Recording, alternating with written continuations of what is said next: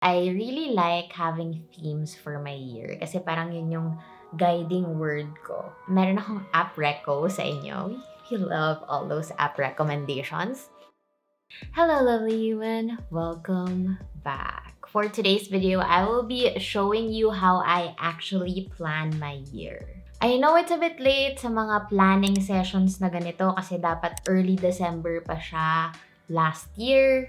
But this is a reminder that it's okay to fall behind kasi alam ko busy din tayo last year, and honestly ako din, parang I just wanted to relax and mingle with my family and friends and all those ganap. So it's okay to do this after a few weeks or a few months after the new year. Kasi bakit ba? You can always plan your life kahit saang part pa ng taon yan. So I'll be giving you prompts for this activity. So please go ahead, feel free to pause this video if you would like to reflect or write your thoughts, and then i-play nyo na lang ulit kapag sa sunod na prompt na kayo.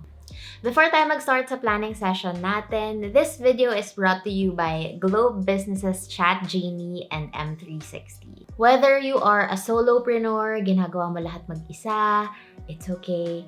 Or if you have a small business with a team, with Chat Genie, you can manage all transactions across different channels in one platform, creating a hassle-free experience for your buyers kasi yan yung gusto nating ma-experience nila.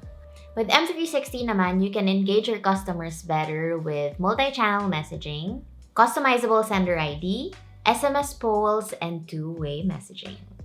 Don't forget to use my promo code RIZZAGB917 para magkaroon kayo ng 500 pesos worth of GCash kapag na-approve yung application nyo. And if gusto nyo mag-apply ng Chat Genie and M360 account, you can see the links below.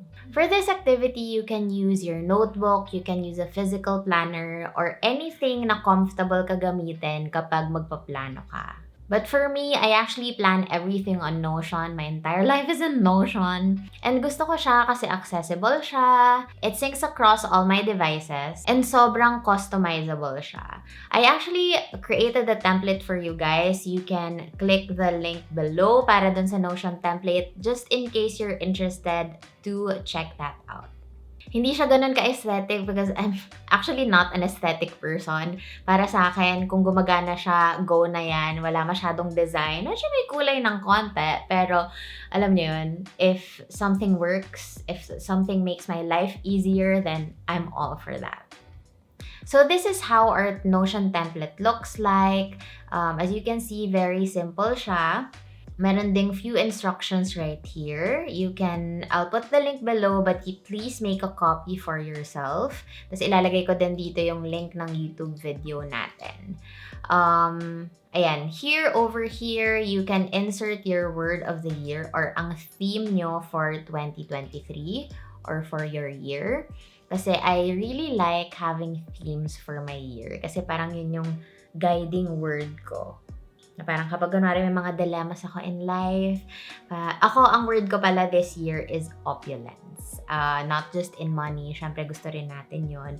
But I manifest opulence for health, for relationships, for love, for time, for peace of mind and freedom. Yun. So kayo, make time for yourself to reflect kung ano yung tumatawag sa inyong word for the year. Okay. First reflection is to reflect on your wins. Ano ba yung mga nangyari the past year na pwede nyong malista dito? Kasi it's just really nice to start your planning sa wins. Kasi it elevates your mood. Alam mo yun, parang kahit gaano pa kaliit yan. Ako, I like looking into my phone for photos. Minsan, nag-check din ako ng mga videos, photos. Tinitingnan ko rin yung calendar ko. Ayan, review your calendar. Kung ano ba yung mga nangyari, events last year.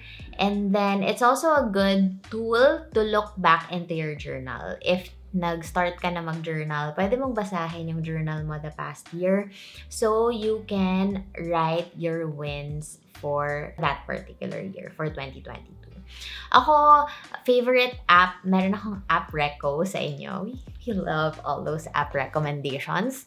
Ang app reco ko, na favorite ko right now is called Day One. So, yung Day One na yon is, it's a digital journaling app. Para siyang social media but for yourself. Ang labo, no? Parang pwede ka mag-post ng mga photos na walang ibang makakakita. Alam mo yung tipong mundane photos na ayaw mo i-post on social media? Kumbaga para siyang social media for yourself na pang totoong buhay. Alam mo yun? Tapos, ang maganda doon is, merong paid, merong free. Pero yung paid, ang maganda doon, it syncs across all my devices. Tapos, pwede ka maglagay doon ng mga thoughts mo for the day. Pwede ka mag-post ng photos doon, videos, pwedeng voice notes. You can maybe check that out. Kasi ako, yun yung ginamit ko this year to reflect on my wins for 2022. Chinek ko yung day one ko. Kasi kahit I'm having a bad day, doon ko siya nilalagay. Kunwari, di ba parang minsan naman on social media, hindi mo na maiisip na, stories ko kaya yung umiyak ako today, ganon. Pero kasi in real life, alam naman natin na behind closed doors, we all cry. So, aminin na natin yan. So, dun ko siya nilalagay sa day one. Let me know in the comments if you'll use it.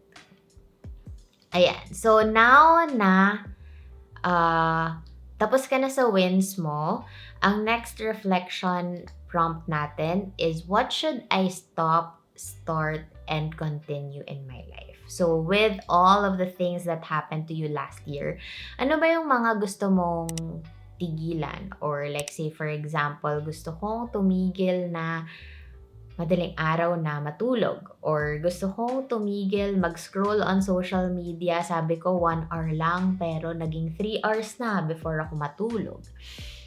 Tas dito, pwede mo rin, sa start naman, you can maybe put the habits that you would like to start for the year. Pwedeng, I wanna start writing for this book. Pwedeng lagay mo dyan. Pwedeng habits to, pwedeng skills na gusto mong gawin for the current year. Pwede, I want to travel more, I want to start my vlog, I want to post more on social media, or it could also maybe, I'd like to rest more, I'd like to set higher boundaries for myself. Ganon. And ganon din naman sa continue. So, if you have good habits already na nasa sarili mo na, pwede mo siyang ilagay dito sa continue, or anything actually really that you'd like to continue for the year. For example, I'd like to continue making time for family. I'd like to continue making time for skincare. Ganon. So, next part is habits to build. Ayan. Dito, nilagay ko rin yung mga habits na gusto kong i-build for myself for 2023. Nilagay ko dito meal prepping kasi ako talaga, tamad talaga ako magluto, tamad ako mag-meal prep. But I would like to learn or build the habit of meal prepping for my own sake. Kasi madalas, kapag luto ako ng luto, tinatamad na ako, tapos biglang mag-fast food na ako, order out na ako, ang gastos ko na naman. So, ayan, meal prepping tayo. Another habit I'd like to build is to learn more. I feel like, ako kasi, I always have this learning mindset na alam ko sa sarili kong hindi ko naman talaga alam lahat.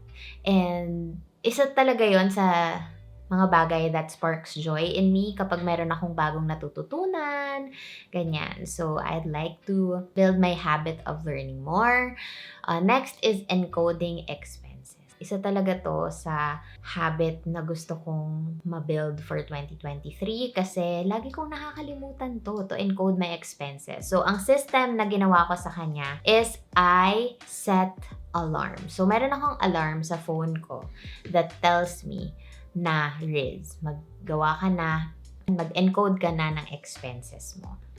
Next is segregating and donating recyclables kasi medyo nag-fade siya, honestly, nung 2021-2022. Kasi dati talagang iniipon ko lahat ng mga bubble wraps, etc. And I would like to rebuild it. Ayun, rebuild my habits of segregating and donating recyclables. Okay, next part for the Notion template is, ano ba yung mga skills na gusto mo matutunan? Maganda kasi talaga na nililista mo lahat ng mga plano mo sa buhay kasi parang it just reminds you of your goals compared to nasa utak mo lang. Mas maganda na nakikita mo siya, nababasa mo constantly, na-access mo constantly.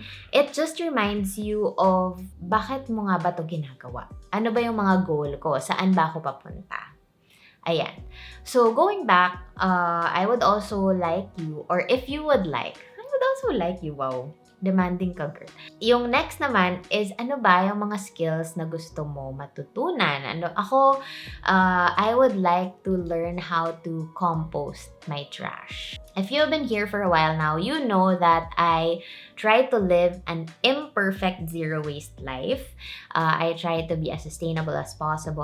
I try to lessen my carbon footprint or yung mga basurang nilalagay ko sa basurahan. So now, I want to learn how to compost my trash. So if you guys if you are doing composting, please leave resources below. That would help me a lot. Next skill I want to learn, this might surprise you guys kasi alam nyo na lagi akong nasa beach, is that I want to learn how to swim. Yes, hindi po ako marunong lumangoy, but I would really like to learn how to swim.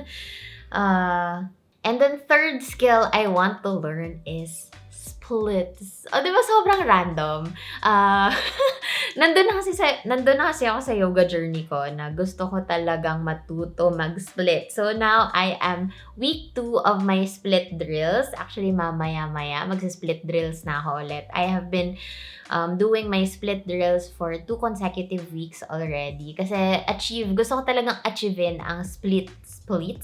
Gusto ko talagang achievein ang splits for 2023. Ayan. So, kung meron kayong skills na gusto nyong matutunan, put it right here sa section ng Notion template na to. Okay, now, we are here sa goals. Ayan. Ito na tayo sa goals. It might be overwhelming. I know this might be overwhelming. So, you can maybe save this video or pause it whenever you want. Mag-reflect talaga kayo kung ano yung mga gusto nyong ma-achieve for this year. So, ako, instead of goals, I put intentions and affirmations instead. So, instead of be a great leader, ang nilalagay ko dito is I am a great leader. Ina-affirm ko na talaga yung sarili ko at kiniklaim ko na I am a great leader. So yan, ito siya, per section yung mga goals natin. And of course, ilalagay mo rin dyan itong mga check marks na to kung ano yung mga details nung how can you be a great leader or yung sa intention mo. Like say for example ako, I want to be a great leader and ito, naglalagay ako ng mga ano bang mga gagawin ko so I could be a great leader for 2023. Hindi ko na siya iisa-isahin, pero ayan, ganun siya. So you can maybe put, like say for example, if you want to be financially free, ang nilalagay ko dito instead is an affirmation, I am abundant. Pero paano ko ba siya gagawin? So number 1, I want to create more passive income, make sure I have savings for these things. I will also encode expenses. Nakita niyo yan dun sa habits I'd like to build kanina. And all of those good stuff. Say for example, ito naman, intention, time for loved ones. And schedule dates, travel with them. And next is I am healthy. So paano mo gagawin yung magiging healthy ka for this year? So, ayan, radical self-care, yoga and weight training pa din with Miss O. Meal preps, ayan, I'm sure mahirapan ako dito, but it's a journey. Yan. And then, yan, I have time freedom, I use my influence for the good, and I care for the planet. Yan yung current affirmations and goals ko for 2023. I know it might be overwhelming, but it's just really nice to see them once in a while. So, ayan, ganun lang siya. It's a one-pager Notion template. Tapos, I hope this helps. I hope this really helps. Tapos, itong mga goals na to, tinitingnan ko siya every end of the month to see kung meron na ba akong mga na-achieve dito sa mga ito. If you enjoyed this planning video, I'm sure you'll also like my planning video last year. You can also check that out. And I will also put a playlist below sa lahat ng mga systems na ginagawa ko in my life to make things easier. There you go. I hope you enjoyed this video. Please don't forget to like, comment, and subscribe. And I will see you on the next one.